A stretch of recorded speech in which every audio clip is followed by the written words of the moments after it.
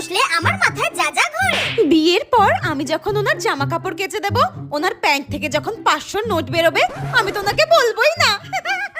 বিয়ের পর যখন আমি কোথাও শপিং করতে যাব, কোনো জিনিস যদি 1000 টাকা দাম হয়, আমি তো ওনাকে 5000 টাকা বলবো। টাকাই টাকা হবে। আমি যখন আমার বরের কাছে 10,000 টাকা চাইবো মেকআপের জন্য, আমার বর বলবে কি 10,000 টাকা, এই নাও 1,00,000 টাকা উড়াও। এখন তো আমার বাবা মা আমাকে কোথাও ঘুরতে নিয়ে যায় না, শুধু পড়াশোনাই করতে বলে।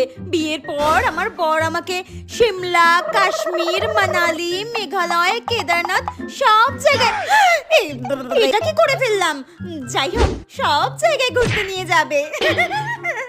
আমার তো ভাবলেই এখন থেকে কি মজা হচ্ছে। তাহলে আমি এত পড়াশোনা করে কি করব? ধুর, এসব বই খাতা নিয়ে কোনো লাভ নেই। আমার তো বিয়ের পরই সুখের জীবন।